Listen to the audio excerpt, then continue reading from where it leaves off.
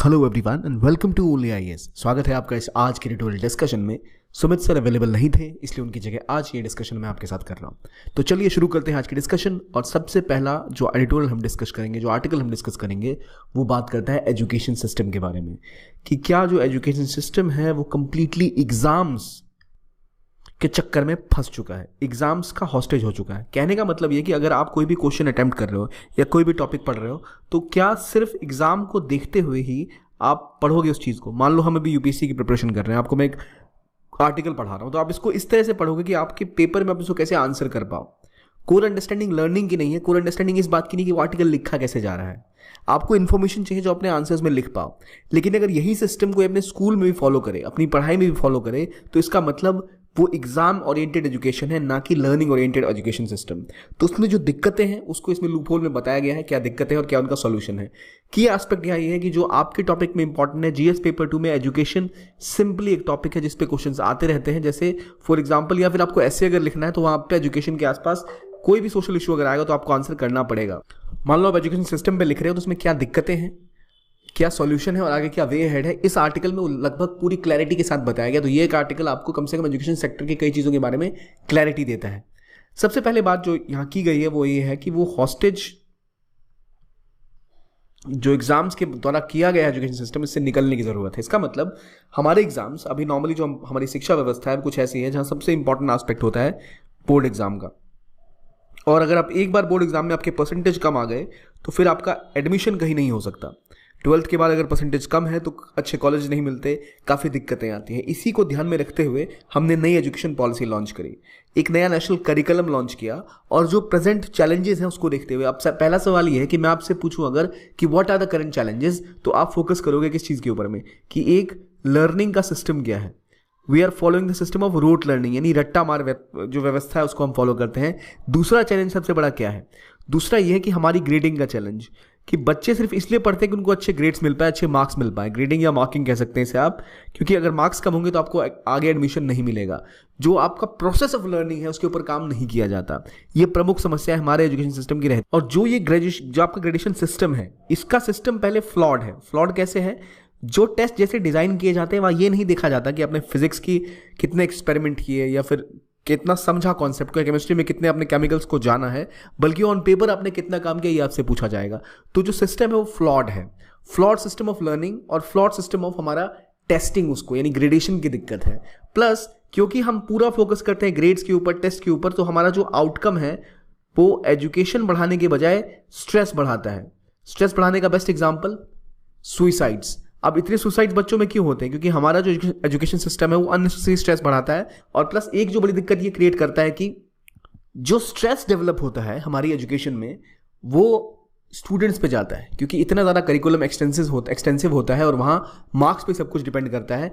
तो मार्क्स की इस भीड़ में स्ट्रेस की वजह से बच्चे सुइसाइड्स करते हैं। और इसी स्ट्रेस को देखते हुए एक कॉम्पिटिटिव स्पिरिट डेवलप होती है कि बच्चों में कि हमें ज़्यादा मार्क्स लाना है, ज़्यादा मार्क्स लाना है, और इसीलिए खड़ा होता है कोचिंग माफिया। तो अगर मैं आपसे पूछूं, जो एग्जाम्स हैं हमारे केवल बोर्ड एग्जाम्स, और इसका जो फोकस है परसेंटेज के ऊपर, इसकी वजह से क्या होता है? इसकी वजह से हम डिपेंड करते हैं किसके ऊपर? मार्क्स के ऊपर। और मार्क्स बढ़ाता है स्ट्रेस, और कोचिंग माफिया जो पूरा का पूरा खड़ा है वो इसके ऊपर डिपेंड करता है।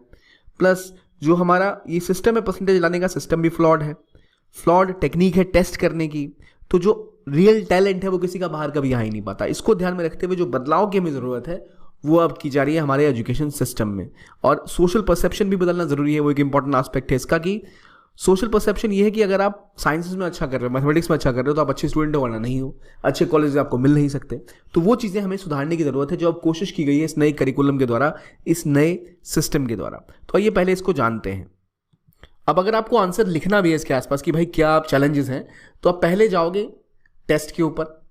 जो टेस्ट लिए जाते हैं, टेस्ट की डिज़ाइन गलत है, क्योंकि फोकस किसके ऊपर कर रहे हैं? आप कितना रट्टा मार के आए उसके हिसाब से नाम दिए, आपको नंबर मिलते हैं। फैक्ट्स के ऊपर नाम दिए जाते हैं, ये नहीं देखा जाता कि आपकी लर्निंग क्या है। लैक ऑफ लर्निंग की टेस्टिंग नहीं करते हैं वो, क्योंकि लर्निंग की टेस्टिंग तब होती है ना जब किसी बच्चे को अगर आप कह रहे हो कि आज हम घड़ा कैसे बनाए, कॉपी पे लिख दिया, उसने कॉपी पे आंसर कर दिया घड़ा कैसे बनाए, क्या उसको घड़ा बनाना आ गया? नहीं। हम एग्रीकल्चर या घड़ा बनाना तभी सीख सकते हैं जब हम वहां जाके उसे करें। टेस्ट को आप कॉपी पे नहीं लिख सकते, कोडिंग जो है कंप्यूटर पे की जाती है, कॉपी पे लिख के नहीं की जाती। तो इसलिए हमारा टेस्ट जो डिज़ाइन है वो गलत है, और इसी वजह से हम कह सकते हैं हमारी पूरा सिस्टम एजुकेशन का मिसगाइडेड है, हमारे ऑब्जेक्टिव्स ही गलत है। हम जो सर्टिफिकेशन करते हैं वो केवल मेमोराइजेशन का करते हैं, कितना किसको याद है, ये नहीं कि कितना किसने सीखा है। एंड इवेंचुअली जैसे मैंने बताया कि एग्जाम्स को सोशली देखा जाता है कि भाई इसी से डिफाइन होगा कि आपका ज़िंदगी कैसे स्टूडेंट हो आप, क्या आपने पढ़ाई करी, और रोड लर्निंग पे फोकस, रियल लर्निंग पे फोकस बिल्कुल नहीं होता। जैसे मैंने बताया मेंटल स्ट्रेस होती है, आपको यूनिवर्सिटी में सीट चाहिए तो आपको कोचिंग ज्वाइन करनी पड़ेगी, आपको रैंक अच्छी आएगी तभी सीट मिलेगी। इससे मतलब ही नहीं है कि आपके मार्क्स क्या थे और किस तरह से आपने वो मार्क्स गेन किए, मतलब क्या आपका एरिया ऑफ कॉम्पिटेंस है, कौन से एग्जाम के लिए आप ज़रा सूटेड हैं, कौन सा कोर्स आपके लिए बेहतर है, ये बिल्कुल फोकस नहीं होता। इसकी वजह ये भी है कि एक तो नंबर ऑफ इंस्टीट्यूशंस बहुत कम है, तो इंस्टीट्यूशंस के नंबर बहुत कम है, स्टूडेंट्स बहुत ज़्यादा है, तो वो मारामारी की वजह से भीड़ बहुत ज़्यादा है और सीटें बहुत कम हैं, और इसीलिए इंटेंस कंपटीशन होता है। और इसी का फ़ायदा उठा के कोचिंग माफियाज और अलग अलग तरह के जो स्कूल्स में जहाँ हमें देखते हैं चीटिंग और इस तरह की चीज़ें भी होती हुई दिखती हैं, जिसको सॉल्व करने के लिए ज़रूरी है कि हम इस चीज़ से बाहर निकलें। We need to assure adaptive learning, we need to work on a new system. अब जो सबसे बड़ी दिक्कत क्या हमने देखी अभी तक कि हमारा टेस्टिंग का मेथड ही गलत है, पढ़ाने का तरीका ही गलत है, तो इसलिए हमें पहले ज़रूरत है उसको बदलने की। तो जो नेशनल करिकुलम नया आया है वो इन चीज़ों को कैसे सॉल्व करता है ये समझिए। जो नया नेशनल करिकुलम फ्रेमवर्क आता है वहाँ पे जो हमें बदलाव की ज़रूरत है, एक आपको ज़रूरी है कि एग्ज़ाम को आप मॉडिफाई करो। जो एग्ज़ाम लिया जाता है वहाँ पर अगर स्टूडेंट के पास ये ऑप्शन हुआ कि जब वो बेहतर तरीके से प्रिपेयर्ड है तब वो आंसर कर पाए, यानी उसके पास एक ऑन डिमांड टेस्ट की सुविधा होनी चाहिए। हम ऐसा मान लेते हैं कि भारत के जो करोड़ों बच्चे हैं वो फरवरी के महीने में ही अपने बेस्ट पे होते हैं, फरवरी के महीने में कोई दिक्कत नहीं होगी, जनफेब में कोई दिक्कत नहीं, कोई सर्दियों से मारा मारा फिर रहा है अपनी ज़िंदगी में, कैसे टेस्ट दे सकता है वो, और कितना कंटेंट पढ़ना है वो बढ़ता ही चला जाता है। एग्ज़ाम इजी नहीं मुश्किल होते चले जाते हैं। आज के टाइम में हम मोस्टली चीज़ें गूगल कर लेते हैं, आपको चीज़ें रट्टा मार के याद है या नहीं उससे आपके रिजल्ट पे फ़र्क नहीं पड़ता, पर आप चीज़ों को एनालाइज कैसे करते हैं उससे फ़र्क पड़ता है। तो हमें फोकस करना चाहिए एनालिसिस के ऊपर, content analysis, news analysis, understanding, development of thought, creative writing, ये ज़्यादा इंपॉर्टेंट है कंपेयर टू कि मुझे याद है कि नहीं पानीपत की पहली जंग, दूसरी जंग, तीसरी जंग कब हुई थी। अगर मैं ये रट्टा मार रहा हूँ तो मुझे कोई मोबाइल पे चेक करके बता देगा, और जो बेहतर तरीके से इन्फॉर्मेशन गैदर करके अच्छी चीज़ें कर सकता है वो मुझसे आगे निकल जाएगा। रट्टा तो किसी काम का नहीं रहा। तो इसीलिए हमें ज़रूरत है कि हम एनालिसिस पे फोकस करें, हमारा कंटेंट जो है वो थोड़ा सा और ज़्यादा होना चाहिए ऐसा कि वो जो रिक्वायरमेंट है उसके हिसाब से केटर करें। प्लस साल में 2 बार एग्जाम होने चाहिए और जिसमें हाईएस्ट स्कोर मिले स्टूडेंट को उसी को वो दिखाना चाहिए, और हो सके तो ऑन डिमांड एग्जाम करना चाहिए। रोट लर्निंग से हमें एक्टिविटी बेस्ड लर्निंग या कॉम्पिटेंसी पे फोकस करना चाहिए, रियल लर्निंग पे फोकस करना चाहिए। क्योंकि अगर हम चाहते हैं तो इस सब का सोल्यूशन क्या है कि हमें पहले अपना टेस्ट लेने का तरीका सुधारना पड़ेगा। हमें एक स्टूडेंट की और एक जो एग्जाम्स होते हैं वो किस हद तक अडेप्ट कर रहे हैं चेंजिंग टाइम्स के साथ। आज जो बोर्ड स्टूडेंट दे रहा है 10 साल पहले भी वही स्ट्रक्चर था, उससे 10 साल पहले भी यही स्ट्रक्चर था, 30 सालों में दुनिया बदल चुकी है। So we have to reassess and validate the reliability of our exams. उसको रीडिज़ाइन करने की भी ज़रूरत है और बार बार उसमें पीरियोडिक चेंजेस करने की भी ज़रूरत है। प्लस जो टेस्ट डेवलपर्स हैं, जो एवेलुएटर्स हैं, उनकी अप्रोप्रिएट ट्रेनिंग होनी चाहिए। देखिए टीचिंग अलग चीज़ है, किसी का क्या IQ है, क्या उसकी लर्निंग है, उसे टेस्ट करने का तरीका अलग होता है। सेम वही टीचर क्वेश्चन बना रहा है, वही पढ़ा रहा है, वही क्वेश्चन सेट कर रहा है, आपने रैंडमली जो व्यक्ति 50 साल से क्वेश्चन सेट कर रहे हैं वही सेट करते जा रहे हैं, उनको कोई ट्रेनिंग नहीं दी गई। तो जो सिस्टम चेंज हो रहा है, सोसाइटी बदल रही है, उसके हिसाब से हमें उन्हें भी डेवलप करने की जरूरत है। एंड फाइनली सबसे बड़ा एस्पेक्ट है डिजिटल ट्रांसफॉर्मेशन का, जो पिछले 20-25 सालों में हुआ है। क्या हमने उसको टेक्नोलॉजी को, क्या वो जो बदलाव हुए उसको अपने एजुकेशन सिस्टम में अडॉप्ट किया है नहीं। तो स्टूडेंट्स को ज़रूरत है डिजिटल लिटरेसी स्किल्स पे फोकस करने का। कितनी आपके पास डिजिटल लिटरेसी है, कितना आपको पता है कि डिजिटल टूल्स का इस्तेमाल आप कर सकते हो अपने लर्निंग आउटकम्स को बढ़ाने के लिए, क्या तरीका है जिससे कि हम डिजिटल डिवाइड पे काम कर सकते हैं। ये सब चीज़ें अगर हम कर पाएँ, अपने एजुकेशन करिकुलम में ऐड कर पाएँ, टेस्टिंग प्रोसीजर, ग्रेडिंग प्रोसीजर अगर हम वो जस्टिफाई कर पाएँ और इनसे बाहर निकल पाए, तभी हम सुधार कर पाएंगे। ये तो वो एस्पेक्ट है, मान लो, जो आप लिख सकते हो कि हाँ what is the way ahead और what is the areas which needs to be worked on. पर गवर्नमेंट मेजर्स क्या है, ये आपसे प्रीलिम्स में पूछा जा सकता है, मेंस में पूछा जा सकता है। तो गवर्नमेंट मेजर्स में सबसे पहला यूनिवर्सिटी टेस्ट का, जैसे DU में एडमिशन लेना होता था किसी को दिल्ली यूनिवर्सिटी में, तो आपको 95% पे भी एडमिशन नहीं मिलते थे, क्योंकि किसी राज्य के किसी स्कूल में अगर बच्चों को ईजी थोड़ी परसेंटेज मिल रही है किसी स्टेट बोर्ड में, वहाँ से आके सारी सीटें चली जाती थी। तो उसके लिए अब कॉमन यूनिवर्सिटी एंट्रेंस टेस्ट किया गया नेशनल एजुकेशन पॉलिसी के तहत, ताकि जो स्टूडेंट है उनको एक कॉमन प्लेटफॉर्म मिल पाए। कोई उड़ीसा से आ रहा है, कोई उत्तराखंड से आ रहा है, कोई बिहार से आ रहा है, कोई केरला से आ रहा है, सबके बोर्ड भी अलग है, सबका एजुकेशन सिस्टम अलग रहा है, तो उसको एक लेवल प्लेइंग फील्ड देने के लिए CUET का गठन किया गया, ताकि यूनिवर्सिटीज़ में जब वो एंटर करें तो उनकी लर्निंग को ठीक से टेस्ट किया जा सके, और वो भी अप्लाइड नॉलेज को। तो कोचिंग को हटा के, वो रट्टा मार विधि को हटा के, जो अप्लाइड नॉलेज है उसको चेक किया जाता है इसके अंदर। और इसको रन करने के लिए एक नेशनल लेवल पर नेशनल टेस्टिंग एजेंसी को बनाया गया, जो चेक करती है, स्पेशलाइज करती है एग्जाम्स और कॉम्पिटिटिव एग्जाम्स जो होते हैं, अगर फेलोशिप वगैरह के, JRF के, PhDs के, और जो कॉलेजेस के, सबको यही कंडक्ट करा रही है। तो NTA का स्थापना होना दिखाता है कि हमने इसको प्रायोरिटाइज किया है। प्लस उसमें CUET यूनिवर्सिटी लेवल की टेस्टिंग करेगा, और सबसे बड़ा मेजर जो लिया गया है वो है नेशनल एजुकेशन पॉलिसी 2020।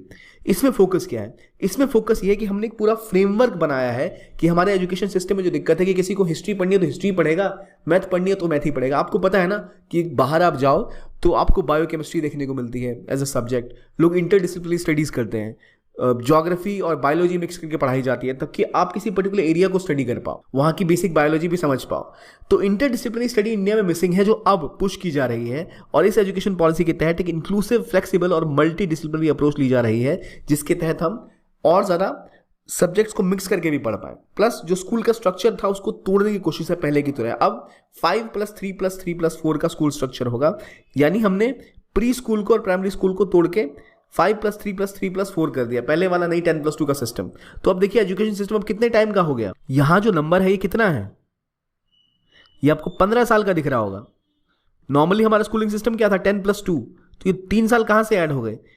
प्लस यहां जो एक्स्ट्रा 3 आ गया, ये कहां से आया, ये आया हमारे प्री प्राइमरी एजुकेशन के बारे में। क्लास 1 से पहले के 3 साल जो होते हैं उसको भी कब लिया गया, वहां पे ही बच्चे की जो बेसिक लर्निंग है वो डेवलप होती है, वो भी अब एजुकेशन पॉलिसी का पार्ट हो गई है। तो हमने एक नया फॉर्मेट अडॉप्ट किया है, जहां हम स्टेप तरीके से, स्टेप बाय स्टेप बच्चों के अंदर एजुकेशन आउटकम्स डेवलप करेंगे। रोट लर्निंग से रियल लर्निंग की ओर शिफ्ट करना, यानी मेमोराइजेशन पे फोकस नहीं करना, अंडरस्टैंडिंग में फोकस करना। मान लो किसी बच्चे ने मेमोराइज कर लिया, इसका मतलब ये नहीं कि वो चीज़ कर पाएगा, उसके लिए उसे अंडरस्टैंडिंग डेवलप करनी है। अंडरस्टैंडिंग टेक्स्ट कैसे हो सकती है, अगर आप बाहर के स्कूलों में देखो ना, तो बच्चों को क्ले दिया जाता है और अलग तरह के सॉइल दिए जाते हैं कि भाई ये सॉइल की प्रॉपर्टीज हैं। वो आइडेंटिफाई इस प्रकार से करेगा क्ले को या सैंड को कि वो पानी डालेगा बच्चा या बच्ची, तो अगर इसमें से पानी सीधा निकल गया, उसको पता है अच्छा स्टैंड है जिसमें बहुत ज़्यादा मिनी पार्टिकल्स हैं, क्ले है तो ये पानी को पकड़ लेता है, तो इससे हम खिलौने बना सकते हैं। वो जिंदगी में वो बच्चा कभी उसे नहीं भूलेगा। लेकिन हमारा क्या है, हमने कॉपी पे पढ़ा दिया, उस बच्चे को कभी अंडरस्टैंडिंग डेवलप नहीं होगी, ना ही मैथमेटिकल कॉन्सेप्ट में, ना ही रियलिटी में। तो इसकी ज़रूरत है कि हम इस तरह की बेहतर लेवल्स को डेवलप करें, और इसीलिए जो स्टूडेंट लेवल्स हैं, स्टूडेंट का जो एजुकेशन लेवल है, उसको समझते हुए अंडरस्टैंडिंग डेवलप करने की ज़रूरत है, और कॉन्सेप्चुअल अंडरस्टैंडिंग की ज़रूरत है कि हम ऐसे क्वेश्चन डेवलप करें, ना कि केवल रट्टा मार। ठीक है, तो ये बात बहुत ज़रूरी है। प्लस फ्लेक्सिबिलिटी, UGC ने कहा है कि अब यूनिवर्सिटीज़ के पास फ्लेक्सिबिलिटी होगी कि वो चाहे तो बोर्ड के एग्जाम का इस्तेमाल करें एडमिशन लेने में, या फिर अपने टेस्ट लें, या फिर कुछ और करें, या फिर कंपैरेटिवली बैलेंस करने की कोशिश करें। जैसे तमिलनाडु स्टेट में बच्चों को आमतौर पे ज़्यादा परसेंटेजेस मिलती हैं, और हरियाणा में बहुत कम, या यूपी में बहुत कम, या बिहार में बहुत कम। तो हरियाणा और केरला में भी देखा गया ज़्यादा परसेंटेजेस आती हैं बच्चों को।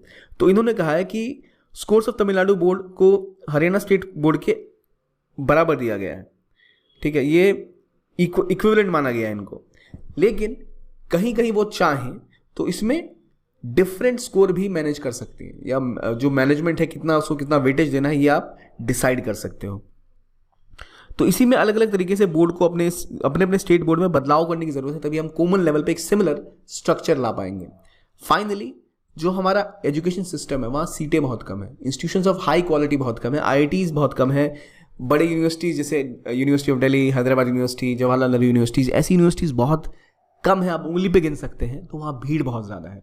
सो we need time to have more number of high quality institutions. Top 20 के बाहर भी ज़रूरत है ग्रोथ की, और 2030 तक इंडिया को 1500 इंस्टीट्यूशंस की ज़रूरत होगी, और ताकि अपने स्टूडेंट जो उनके बढ़ रहे हैं उसको इनटेक के लिए, उसको पढ़ाने के लिए, उनको एजुकेट करने के लिए, इसे रिक्वायरमेंट हम इस लेवल पर भी, इंफ्रास्ट्रक्चर लेवल पर भी पुश करें। And finally we need to accredit the institutions.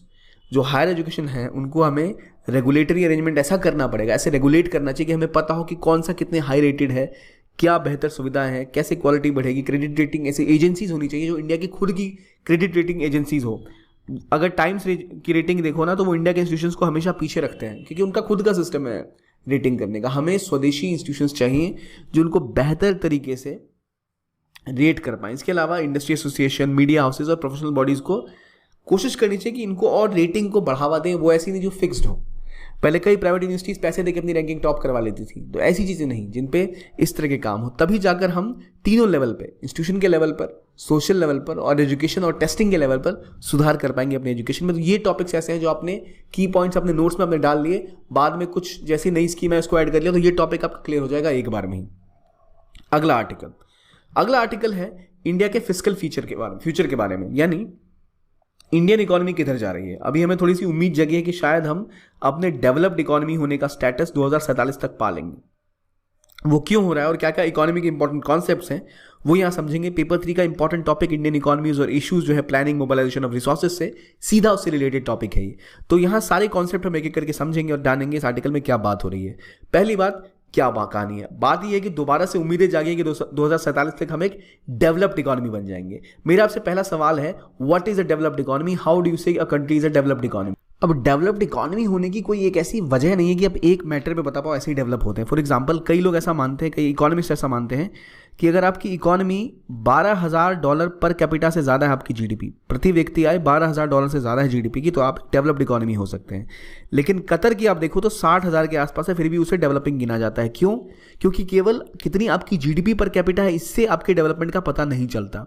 इसके अलावा इकोनॉमी डेवलप तब देखी जाती है जब आपका ह्यूमन डेवलपमेंट इंडेक्स 0.8 से ज़्यादा हो। जितनी डेवलप्ड इकोनॉमीज़ हैं अभी दुनिया में, सबका ह्यूमन डेवलपमेंट इंडेक्स जो मेजर है वो 0.8 से ज़्यादा है। लाइफ एक्सपेक्टेंसी 75+ है, यानी 75 साल से ज़्यादा आपके जीने की लाइफ की उम्मीद तो होती है। ये कुछ बेसिक चीज़ें हैं। और कितना कैपिटल फॉर्मेशन आपके देश में होता है, क्या आपका जो ग्रोथ रेट है वो पहले क्या रहा, उसके आप कितना जीडीपी में और ज़रा एड वैल्यू एडिशन करते हो, ये सब चीज़ें दिखाती हैं कोई एक डेवलप्ड इकोनॉमी। तो इंडिया इन सब के सपने देख रहा है कि अब 2047 तक दोबारा हमारे सपने सच होने का चांस है, क्योंकि ग्लोबल ग्रोथ गिर रही है लेकिन इंडिया की ग्रोथ बढ़ने की संभावना और बढ़ रही है।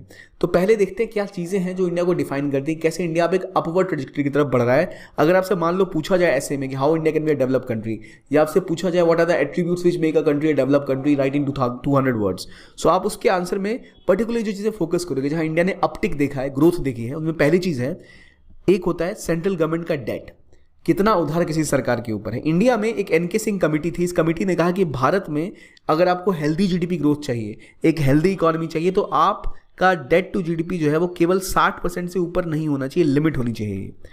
तो पिछले कुछ सालों में लिमिट ब्रीच कर गई थी, पैंडेमिक के टाइम में, कोविड के टाइम में। अराउंड 2020-21 में ये 61.5% पहुंच गई थी, लेकिन अभी ये गिर के 57% आ चुकी है। अब सवाल यह है कि what is central government debt, क्या होता है गवर्नमेंट का डेट? तो एक साल के अंत में गवर्नमेंट पे कितना कर्जा होता है, ये आपके जीडीपी के कंपैरिजन में वो देखा जाता है डेट टू जीडीपी रेशियो में। तो इंडिया में वो कम हुआ है क्योंकि हमारी इकोनॉमी में थोड़ा सुधार हुआ है। तो ये एक अच्छा स्टेप, हम 57.1 पे आ गए हैं। लेकिन सिर्फ यही बात ही नहीं है, इंडिया में जो अपने राजकीय व्यवस्था है, फिजिकल सिस्टम्स हैं, उसमें सुधार किया है। इसका एक और एग्जांपल अगर आपको देखना है तो आप देख सकते हैं, जो इंडिया की सेंट्रल एक्सपेंडिचर है, यानी गवर्नमेंट अब ज़्यादा खर्चे कर रही है। एक तो पहले उसके लिए पैसा चाहिए, अब जो है एक्सपेंडिचर 1.1% बढ़ा है जीडीपी के हिसाब से। तो ऑलमोस्ट पिछले 5 सालों की तुलना में डबल हो गया है। अगर गवर्नमेंट एक्सपेंडिचर कर रही है तो कहाँ करेगी? या तो कैपिटल फॉर्मेशन पे करेगी, या फिर जीडीपी ग्रोथ के लिए कहीं और सेक्टर में पुश किया जाएगा। सोशल सेक्टर स्कीम्स में भी हो सकता है, यानी एजुकेशन में, हेल्थ पे। हालांकि तुरंत ये आपको रिजल्ट नहीं दिखाएगा इकोनॉमी ग्रोथ में, लेकिन लॉन्ग टर्म में उससे आपके लोग ज़रा शिक्षित होते हैं, ज़रा स्वस्थ होते हैं, तो आपकी अर्थव्यवस्था को फायदा होता है। फिर बात आती है कि भारत में अब राज्यों का जो स्टेट का बजट डेफिसिट है वो थोड़ा कम हुआ है। राज्यों का एक अलग प्रॉब्लम है, उनका एक्सपेंडिचर बहुत है, जो भारत के राज्य हैं, और उनके पास इनकम के साधन बहुत कम है, क्योंकि भारत में मैक्सिमम जो टैक्सेशन है मेजरली वो सेंट्रल गवर्नमेंट के पास जाती है, तो स्टेट के पास उतना बड़ा स्कोप नहीं है इसलिए। और उन्हें वोट जीतने, इलेक्शन जीतने, तो अक्सर वहाँ पे कर्जा माफ़ी की जाती है, कई चीज़ें होती हैं, इसलिए वहाँ पे खर्चे भी ज़्यादा होते हैं और प्लस सपोर्ट भी दिया जाता है फार्मर्स और अलग अलग सेक्टर्स को। तो इसलिए वहाँ डेफिसिट, यानी उनका जितना कमाई है उससे ज़्यादा खर्च है। तो अभी स्टेट के डेफिसिट उतने नहीं बढ़े हैं पेंडेमिक के बाद से, कोविड के बाद से जितनी बढ़ोतरी होनी चाहिए उतनी नहीं बढ़ी है, बल्कि रेवेन्यूज़ गिरे हैं लेकिन उनके खर्चे भी गिरे हैं। तो कई ऐसा सपोर्ट जो पहले कोविड के टाइम में लोगों को दिया गया था, इमरजेंसी सपोर्ट, वो थोड़ा कम किया गया, जिससे राज्यों के खर्चे घटे हैं। तो कमाई घटने के बाद खर्चे भी घटा दिए, तो उनका जो डेफिसिट है ज़्यादा बढ़ा नहीं, बैलेंस अभी तक थोड़ा बहुत एडजस्टेबल साइड में है। लेकिन एक प्लस पॉइंट ये है कि भारत का टैक्स रेवेन्यू बहुत बढ़ गया है। भारत का टैक्स रेवेन्यू, नेशनल इनकम बहुत ज़्यादा बढ़ा है इस बार इनकम के मुकाबले, और डायरेक्ट टैक्स कलेक्शन तो इस बार 6.53 लाख करोड़ हुआ है, जो पिछले साल की तुलना में 15% ज़्यादा हुआ है। तो टैक्स कलेक्शन बढ़ा है इंडिया में, इसका मतलब लोगों के पास इनकम बढ़ी है। लेकिन बात यह है कि जो इनकम बढ़ी है डायरेक्टली सब में बराबरी से नहीं बढ़ी है, कुछ लोगों की ज़्यादा बढ़ी है, कुछ की नहीं बढ़ी है। तो हम पैरिटी के ऊपर फोकस करना चाहते हैं, पर अभी हम बात करें टोटली क्वांटिटी के हिसाब से कि ज़्यादा लोगों ने टैक्स दिए हैं। इसका मतलब ये नहीं कि प्रति व्यक्ति औसतन हर व्यक्ति का इनकम बढ़ा है, पर ओवरऑल टैक्स की ग्रोथ देखी गई है। और बाकी एक्सपेंडिचर आप देखें तो गवर्नमेंट ने जो स्पॉन्सर्ड स्कीम्स हैं उसमें कमी की है। पिछले कुछ सालों में बहुत ज़्यादा सेंट्रल स्पॉन्सर्ड स्कीम्स लॉन्च हुई थी, तो जहां सेंट्रल गवर्नमेंट काफ़ी पैसा वहां लगा रही थी। अब उसमें थोड़ी सी कटौती की गई है, जिससे एक्सचेकर के पास, यानी सरकार के पास ज़्यादा पैसा बच रहा है जो और इंपॉर्टेंट कामों में लगा पाए। इसकी वजह यह है कि क्यों ऐसा हो रहा है, क्योंकि जो इंडिया की मैक्रो इकोनॉमिक कंडीशन है उसकी मैनेजमेंट ढंग से किया गया। मैक्रो इकोनॉमिक कंडीशन क्या होती है, यानी व्यापक स्तर पे, एक होती है माइक्रो और एक होता है मैक्रो। माइक्रो मतलब बहुत बेसिक लेवल पे, अगर आप घर की इकोनॉमी को देखो तो वो हो गया माइक्रो लेवल एनालिसिस। अगर आप पूरे देश की देखो तो मैक्रो लेवल एनालिसिस हो गया, बड़े लेवल पे आप देख रहे हो। तो जो ओवरऑल इंडिया की जो मैक्रो इकोनॉमिक कंडीशंस है, यानी इस पूरे अर्थव्यवस्था में कितना इन्फ्लेशन है, महंगाई की दर क्या है, या कैसे उसको मैनेज किया जा रहा है, उसको ढंग से मैनेज किया गया है। कई जगह जहाँ ज़रूरत थी उनको कंट्रोल किया गया, कई जगह ऐसी थी जहाँ पर हमें खर्चा रोकना था, हमने रोका है। और फिस्कल कंसोलिडेशन भी देखा गया है, यानी भारत ने अपने बजटरी सिस्टम्स में सुधार बहुत ज़्यादा किया है। और इस सुधार का ना सबसे इंपॉर्टेंट एस्पेक्ट होता है कि स्टेट कितना पैसा खर्च रही है, भारत सरकार कितना पैसा खर्च करी, कितना कमा रही है। भारत में हमेशा क्या होता है, एक फिस्कल डिफिसिट होता है, यानी जितनी कमाई है उससे ज़्यादा खर्च सरकार कर रही है। तो भारत का टारगेट है गवर्नमेंट का, जनरली ये होता है कि हम इसको 4 से 6 के आसपास मैक्सिमम रख सकते हैं। और इस बार गवर्नमेंट ने 2023-24 में अपना टारगेट दिया था 6.4% ऑफ जीडीपी। अगर इतना रखेंगे तो हम अपनी अर्थव्यवस्था को ढंग से मैनेज कर पाएंगे। इससे ज़्यादा डेफिसिट अगर हुआ, यानी आपकी कमाई तो कम है, 100 रुपये कमाते हो, 106 रुपये खर्चते हो, तो 6 रुपये आएंगे कहाँ से? वो बाहर से उधार लेके आओगे, बाहर से उधार लोगे, उस पर इंटरेस्ट चुकाना पड़ेगा। अगली बार मार्केट डूबा, डॉलर के दाम बढ़े तो आपको और भयंकर मात्रा में इंटरेस्ट चुकाना पड़ेगा। इसलिए लोग चाहते हैं डेफिसिट कम रखना, और इसीलिए बजटरी एस्टिमेट्स को कम किया गया है रिसेंट टाइम में, और फिजिकल डेफिसिट घटाने की कोशिश की गई, जिसमें कमी भी देखी गई है। फिर बात आई स्पेंडिंग क्वालिटी। भारत में क्या है कि अब हमने अपनी स्पेंडिंग क्वालिटी बढ़ा दी है। जो हमारा फिस्कल फाइनेंस है, हम किस तरह खर्च करते हैं, उससे क्या आउटलुक आता है। यानी पहले क्या होता था, 100 रुपये आपने रोड के ऊपर खर्च किया और वो रोड ऐसा है जो 2 रुपये के रोड के बनने लायक है, मतलब सारा पैसा बर्बाद हो गया, रोड की क्वालिटी नहीं है। अब हमने उसमें थोड़ी क्वालिटी बढ़ाई है। रोड्स रेल्स में कहाँ पैसा खर्च रहे हो, मतलब 100 रुपये आपके पास है, आपने 2 रुपये खर्च दिए बिस्किट्स खरीदने पे, 70 रुपये खर्च कर दिए अपनी मोटरसाइकिल के पेट्रोल में, और कितने बचे? 28 रुपये का आपने खाना खाया। क्या अच्छा काम किया? नहीं भाई, 70 रुपये पेट्रोल में क्यों खर्चे? खाना आपको ज़्यादा ज़रूरी है, अच्छी क्वालिटी का खाना खाओ, आपकी सेहत बढ़ेगी, आपकी हेल्थ अच्छी रहेगी। तो वही कहाँ आप स्पेंडिंग कर रहे हो, किस लेवल का कर रहे हो, रिजल्ट उसका कैसा आ रहा है, ये सब स्पेंडिंग क्वालिटी की बात होती है, जिसमें डेफिसिट गवर्नमेंट का थोड़ा बढ़ा था, पैंडेमिक से पहले कम किया था, फिर अब कम कर रहे हैं, लेकिन क्वालिटी उसकी बढ़ी है, ज़्यादा बेहतर हम स्पेंडिंग क्वालिटी पे काम कर रहे हैं। रेलवेज, रोडवेज, इंफ्रास्ट्रक्चर में काम हो रहा है, जिससे कि आपकी इकोनॉमी को ग्रोथ मिलती है, इंडस्ट्रियल ग्रोथ मिलती है, ट्रेड बढ़ता है, और वही देखा गया है। और फाइनली जो हमारा टोटल एक्सपेंडिचर है उसमें भी हमने कमी की है। जो टारगेट है हम उसको लगभग मीट करने वाले हैं। इतना ही नहीं, भारत ने अब कुछ समस्याएं भी झेली हैं। क्या समस्याएं भैया? कि इंडिया की जीडीपी की ग्रोथ अच्छी रही, अराउंड 6.5% रहेगी इस साल भी, लेकिन अगर हम पेंडेमिक लेवल के पहले देखें तो जो ग्रोथ लेवल थी वहां हम पहुंच तो रहे हैं, लेकिन अगर आप उससे और थोड़ा पहले जाओ तो हम बात करते थे कि हमारी ग्रोथ रेट 10% पहुंचेगी, 8% पहुंचेगी, अब हम 6% से भी खुश हैं। तो हालांकि पेंडेमिक से जस्ट पहले हमारी ग्रोथ गिर गई थी। 2018 के बाद इंडिया ने, 16 के बाद से इंडिया ने जीडीपी में ग्रोथ में गिरावट थोड़ी देखी थी, ईयर टू ईयर बेसिस पे। दोबारा हम पेंडेमिक से पहले वाले फेज में दोबारा पहुंच रहे, हमारी ग्रोथ उतनी ही टच कर रही है। पहले तो पेंडेमिक में तो माइनस में चले गए थे, लेकिन दिक्कत ये आ रही है कि हमारा फिस्कल जो है वो बहुत, जो डेफिसिट है बहुत ज़्यादा है। गवर्नमेंट में नॉर्मली ऐसा कहा जाता है कि आपको 4% से ऊपर फिस्कल डेफिसिट नहीं होना चाहिए, यानी 100 रुपये की कमाई है तो आपको 104 से ऊपर नहीं खर्चना चाहिए किसी भी हाल में। 4% से ऊपर फिस्कल डेफिसिट दिक्कत वाली बात है। जो टारगेट है 5.9%, ये भी बहुत ज़्यादा है। 6%, 6.2% जो गवर्नमेंट का टारगेट है, इतना रखेंगे वो खुद में एक बहुत ज़्यादा फिस्कल टारगेट है। अब कौन डिफाइन करेगा कितना फिस्कल डेफिसिट होता है? 4%, 3%? अब देखिए IMF जो इंटरनेशनल मॉनेटरी फंड है वो कहता है कि अगर इकोनॉमी को ना बेस्ट परफॉर्म करना है तो खर्चा ज़्यादा होना पड़ेगा, मतलब जितनी कमाई है स्टेट ज़्यादा खर्च करेगी, मतलब ज़्यादा ग्रोथ पे पुश करेगी। उन्होंने कहा है कि 3% अगर आपका फिजिकल डेफिसिट है मतलब आपकी इकोनॉमी बेहतर परफॉर्म कर सकती है। इंडिया का अभी भी उससे ऑलमोस्ट डबल चल रहा है, तो इंडिया को उसको कम करना बहुत ज़्यादा ज़रूरी है, क्योंकि हम सोशल स्कीम्स पे बहुत खर्च करते हैं, इसलिए हम उसको कम करने की ज़रूरत है। और IMF ने ये भी कहा है कि भाई भारत का जो ग्रोथ है वो अब थोड़ा कम होगा, और ये पहले के एस्टिमेट से थोड़ा कम है। इसकी वजह ये है कि दुनिया की ग्रोथ रुक गई है, तो इंडिया की भी ग्रोथ थोड़ी कम हुई है। टैक्स रेवेन्यू जो है उसमें ग्रोथ की उम्मीद और ज़्यादा थी इंडिया को। तो अगर इंडिया अपने टैक्स रेवेन्यूज़ को बढ़ाना चाहता है तो इंडिया को रिक्वायरमेंट है कि और बेहतर हम पॉलिसी मेकिंग करें। और इन सब में सबसे बड़ी बात यह है कि जो खर्चे हैं सेंट्रल गवर्नमेंट के अलग अलग सेक्टर्स के वो बढ़े हैं। अब जैसे हमने रिसेंटली जो प्रधानमंत्री की फेमस योजना थी, कौन सी योजना थी, कौन सी स्कीम थी जो कोविड के टाइम में सबको फूड राशन प्रोवाइड करती थी, गरीब कल्याण अन्न योजना, PM गरीब कल्याण अन्न योजना। ये जो स्कीम थी इसमें गवर्नमेंट ने बहुत लोगों को राशन मुफ्त में प्रोवाइड किया। ये पिछले साल खत्म हो जानी थी पर वो एक्सटेंड होती चली गई। इसमें गवर्नमेंट के खर्चे बढ़े, लेकिन अब इसको हमने नेशनल फूड सिक्योरिटी एक्ट के साथ मिक्स करके एक कंबाइंड प्लान बनाया जहां कुछ कटौती की जाएगी राशन में जो दी जाती है इसके अंदर, तो वहां से कुछ बचत अब गवर्नमेंट करेगी और उसका इस्तेमाल थोड़ा यूज़ कर सकती है कहीं और खर्च करने में। वरना अभी क्योंकि इतने ज़्यादा हम एक्सपेंडिचर कर रहे हैं, हमें बहुत ज़्यादा बोरोइंग करनी पड़ रही है, उधार लेना पड़ रहा है। फिर दुनिया में पेट्रोल के दाम चांद पे पहुंच गए तो हम क्या कर सकते हैं, युद्ध यूक्रेन में छिड़ गया, फूड प्राइसेस बढ़ गए, अभी इजराइल हमास में युद्ध चल रहा है, इसकी वजह से इंडियन इकोनॉमी को प्रभाव हो रहा है। हमने इतना अच्छा सोचा था कि हम नया मिडल ईस्ट कॉरिडोर बनाएंगे, India middle east Europe economic corridor IMEC, वो भी फंस गया इजराइल के युद्ध के बाद। इंडिया के FDI में बढ़ोतरी तो हुई है लेकिन वो भी अभी भी थोड़ी गारंटी नहीं है कि आता ही रहेगा, अगर एक और युद्ध कहीं हो गया तो हमें दिक्कत आ सकती है। US चाइना की ट्रेड वॉर अलग चल रही है तो इसलिए इसका प्रभाव भी इंडिया पे पड़ता है।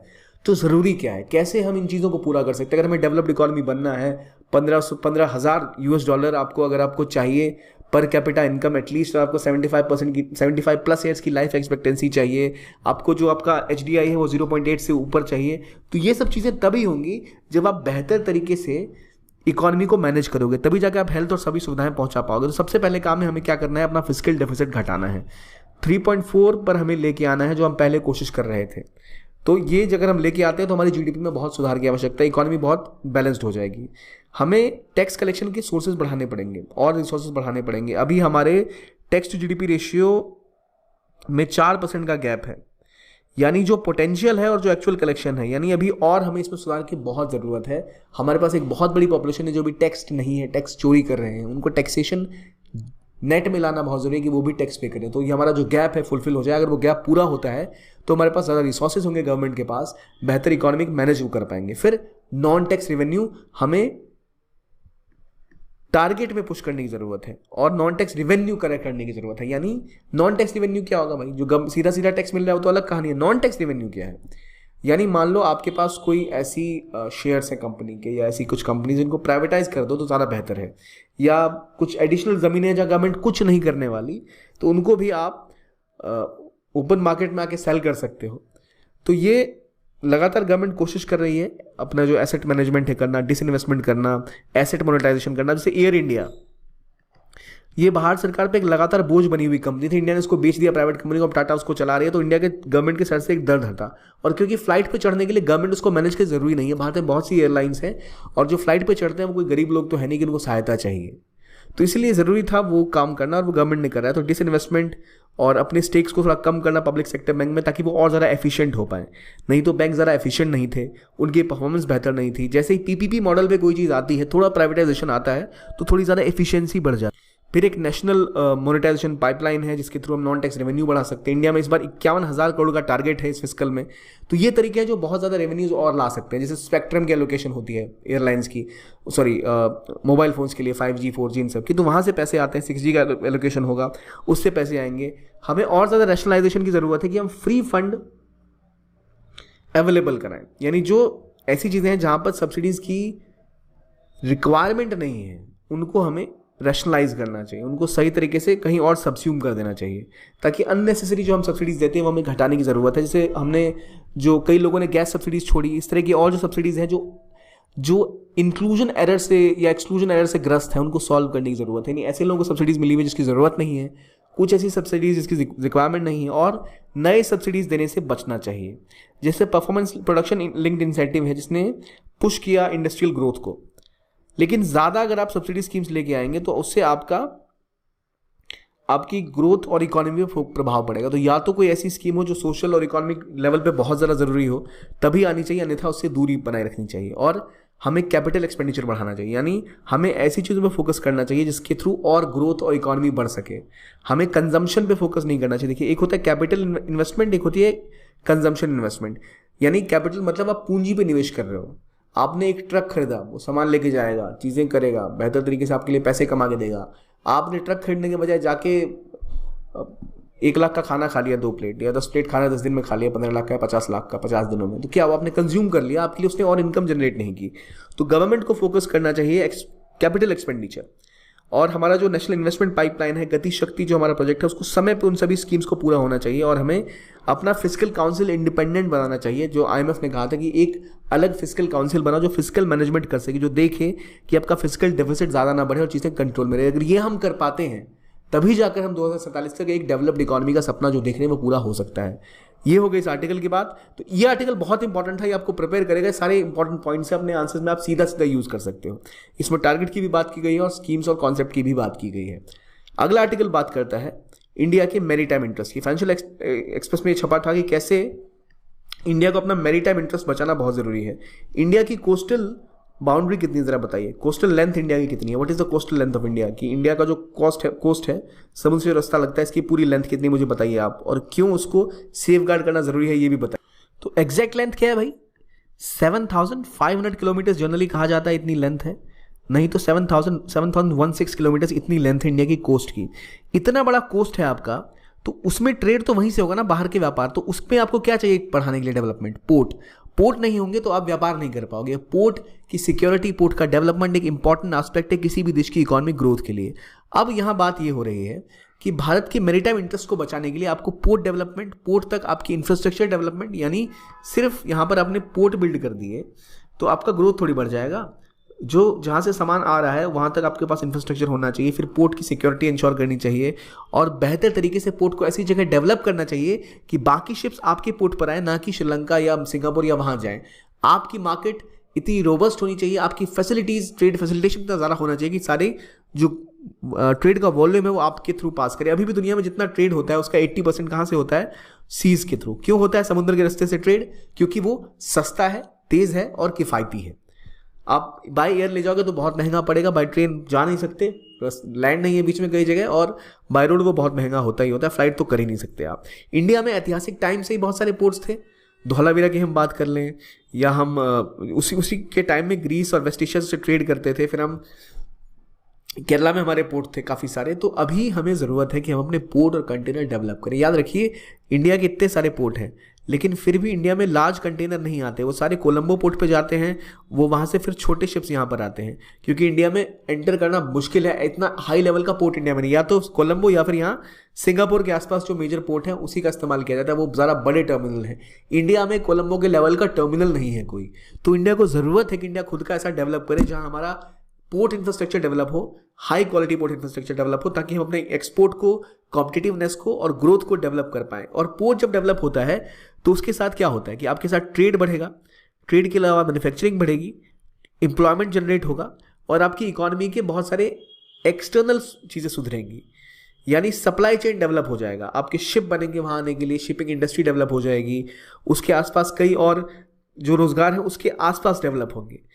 लेकिन भारत में क्या है कि इंडिया का पोर्ट्स अभी एफिशिएंट नहीं है। कोई भी शिप अगर वहाँ लगता है आके तो काफ़ी टाइम लग जाता है पेपर वर्क होने में, शिपमेंट डिले हो जाती है।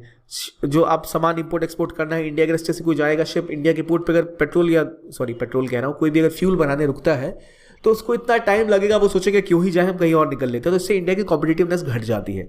इसीलिए रिक्वायरमेंट है हमें ट्रेड डेवलपमेंट बढ़ाने की, फैसिलिटेशन की, एफिशिएंसी बढ़ाने की, पेपर वर्क को डिजिटाइज करने की कंप्लीटली, और तभी जाकर हमारी ग्रोथ, जो हमने बोला 2047 तक डेवलप्ड इकोनॉमी बनना है, तभी हम बन पाएंगे। और इसमें जो सबसे पावरफुल कंट्री अभी उभर रही है, बताओ कौन सबसे ज़्यादा ट्रेड करती है, कहाँ सबसे ज़्यादा कंट्रोल है ट्रेड के ऊपर किस देश का? जो ग्लोबल सप्लाई चेन, मान लो सप्लाई चेन का मतलब होता है एक पूरी चेन होती है किसी सामान की। आप जो बाइक चला रहे हो या मोबाइल चला रहे हो, उसका सिम कहीं और बनता है, उसका कैबिनेट कहीं और बनता है, चिप्स कहीं और बनते हैं, असेंबल वो कहीं और होता है, फिर वो आके आपके पास आता है। तो अलग अलग जगह पे अलग अलग चीज़ें होती हैं। हो सकता है उसकी टेक्नोलॉजी हो ताइवान में डेवलप हुई हो, कंपनी अमेरिका बेस्ड हो, मैन्युफैक्चर चाइना में हो और हाथ में इंडिया में आया हो, आपके हाथ में हो। तो जो जो कंट्री उसका पार्ट थी, जहाँ जहाँ से चीज़ें डेवलप हुई, वो होता है उसका सप्लाई चेन, वो होती है उसकी चेन, सप्लाई चेन, और वहाँ वहाँ उसको मैनेजमेंट की रिक्वायरमेंट होती है। तो चाइना एक बहुत इंपॉर्टेंट प्लेयर है इस चीज़ का, मैन्युफैक्चरिंग में भी, सप्लाई चेन में भी, और वहाँ पोर्ट्स पे बेसिक फोकस किया गया। पोर्ट कंटेनर डेवलपमेंट उन्होंने बहुत ज़्यादा की है, और इसीलिए इसको मेजर करते हुए जो मेजर इंडस्ट्रीज़ हैं वहाँ देखा जाता है कि भाई किसके पोर्ट कितना परफॉर्म कर रहे हैं। चाइना के हाई रैंक पे होते हैं। जो S&P है, स्टैंडर्ड एंड पुअर, इसका जो रिपोर्ट आती है एक पोर्ट हेल्थ की ऊपर, परफॉर्मेंस इंडेक्स, इसमें 350 ग्लोबल पोर्ट्स को देखा जाता है। इंडिया को ज़रूरत है कि इंडिया इसमें आगे जाए। अभी इंडिया बहुत पिछड़ रहा है, और आगे जब जियो पॉलिटिक्स जैसा शिफ्ट हो रही है, वहाँ पर कहा जाता है इंडिया के आसपास चाइना एक स्ट्रिंग ऑफ पर्ल्स बना रहा है। कई सारे ऐसे पोर्ट्स डेवलप किए गए हैं चाइना के द्वारा जहाँ पर उसका कंट्रोल एक तरह से है, तो कल को उसका इस्तेमाल इंडिया के खिलाफ स्ट्रेटेजिकली वो कर सकता है। हम्बनटोटा पोर्ट कहाँ है? चाइना में है। तो इसी तरह इंडिया को भी ज़रूरत है कि इंडिया भी डेवलप करे। तो इंडिया कहाँ डेवलप करने की बात कर रहा है? सवांग पोर्ट। सवांग पोर्ट कहाँ है? इंडोनेशिया में। इन एरियाज पे फोकस कर रहा है इंडिया अपने पोर्ट डेवलप करने का। लेकिन पहले अपने इंडिया को खुद के पोर्ट्स को एफिशिएंट बनाना होगा, तभी जाकर वो चाइना को टक्कर दे पाएगा, जब इंडिया का ट्रेड बढ़ पाएगा। वरना अगर हम अपने पोर्ट्स को फोकस नहीं करेंगे तो हम बहुत पीछे रह जाएंगे। जो चाइना की स्ट्रेटजी है एक्सपोर्ट के द्वारा अपनी ग्रोथ को पुश करने की, वो तभी सक्सेस हो पाई जब उसकी मैरीटाइम कनेक्टिविटी बढ़ गई, और उस मैरीटाइम कनेक्टिविटी ने उसको इकोनॉमिक बेनिफिट्स दिए, और तरह तरह के दुनिया के देशों से जुड़ा हुआ है, मार्केट्स खुले हुए हैं, व्यापार हो रहा है, बड़े पोर्ट्स हैं, शिप्स आज ऑर्डर करो 3 दिन में शिप से आपके देश में सामान पहुंच जाएगा। वो तभी हो पाएगा जब पूरा एफिशिएंट आपका स्ट्रक्चर हो। और चाइना ने इसके लिए दुनिया के सबसे बड़े और स्ट्रेटेजिकली इंपॉर्टेंट पोर्ट्स डेवलप किए हैं। और अंकटैड की जो रिपोर्ट है, लीनियर शिपिंग कनेक्टिविटी इंडेक्स, इसमें भी बोला गया कि चाइना के कंटेनर टॉप लेवल पे आते हैं सबसे ज़्यादा कनेक्टिविटी प्रोवाइड करने में। इंडिया लेथार्जिक है, टाइम पे काम नहीं होता, इसलिए ज़रूरत है इसको पुश करने की, और तभी जाकर ये चीज़ें हो पाएंगी। और इंडियन इकोनॉमी में आगे भी इसका बड़ा रोल रहने वाला है। जियो पॉलिटिक्स बढ़ रही है, और जियो पॉलिटिक्स में दिक्कतें बढ़ रही हैं। जो दिक्कत इजराइल में हुई, इसकी वजह से India middle east economic corridor, जो इंडिया मिडल ईस्ट होते हुए यूरोप को जोड़ता है, India middle east Europe economic corridor, वो डिस्टर्ब हो गया। वो कॉरिडोर बनता तो इंडिया का प्रोडक्ट और इजीली बिना स्वेज कनाल से गए हुए यूरोप पहुंच जाता, लेकिन वो नहीं हो पा रहा है। तो इसलिए बहुत ज़रूरी है कि जहाँ आपके पास स्ट्रेटेजिक स्ट्रेंथ है उसको डेवलप करें। इंडिया को अपनी इकोनॉमी को अगर बढ़ाना है, ट्रेड उसमें इंपॉर्टेंट पार्ट है, लेकिन ट्रेड पे कंट्रोल किसका है? अगर आपके आसपास की कंट्री में चाइना आगे बैठा हुआ है, उनके पोर्ट्स हैं, और मेजर पोर्ट्स आपके पास खुद के ही नहीं हैं, तो आपका व्यापार कैसे बढ़ेगा? इसलिए अपनी ज्योग्राफिकल लिमिटेशन कंस्ट्रेंट को कम करते हुए इंडिया को अपने पोर्ट्स और पोर्ट रिलेटेड एरियाज में पुश करना पड़ेगा ग्रोथ और डेवलपमेंटल अपॉर्चुनिटीज़ को। अगर ऐसा नहीं होता है तो इंडिया बहुत पिछड़ जाएगा इसमें। इसीलिए इंडिया के 2 ओशंस, अरेबिक ओशंस और अरेबियन और बे ऑफ बंगाल। अब देखो यहाँ हम्बनटोटा में चाइना बैठा हुआ है, यहाँ ग्वादर का पोर्ट है, यहाँ चाइना बैठा हुआ है। तो इंडिया को ज़रूरत है कि इंडिया अपने पोर्ट इंफ्रास्ट्रक्चर को इतना पुश करे कि इंडिया को कोई दिक्कत ना आए कभी भी इन दोनों सीज को एक्सेस करने में, और यहाँ आसपास जितनी कंट्रीज के साथ व्यापार करने में, और आगे के रूट में भी।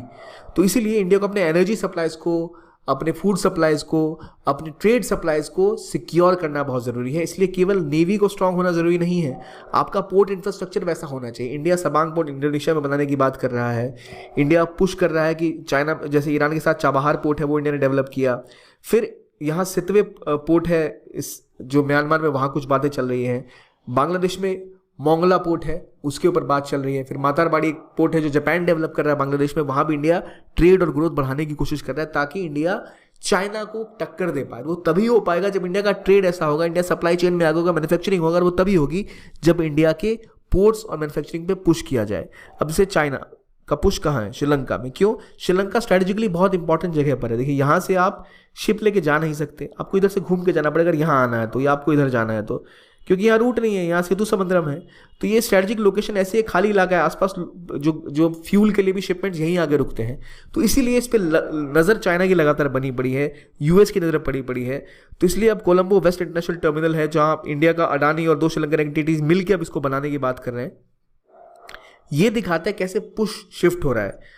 जैसे जैसे ये टर्मिनल बढ़ेगा तो यहाँ बे ऑफ बंगाल में भी और ग्रोथ होगी, और हम्बनटोटा के अलावा जैसे कोलंबो में बड़ा पोर्ट है, एक और यहाँ पर हमें अपनी प्रेजेंस दिखाई देगी इस रीजन में।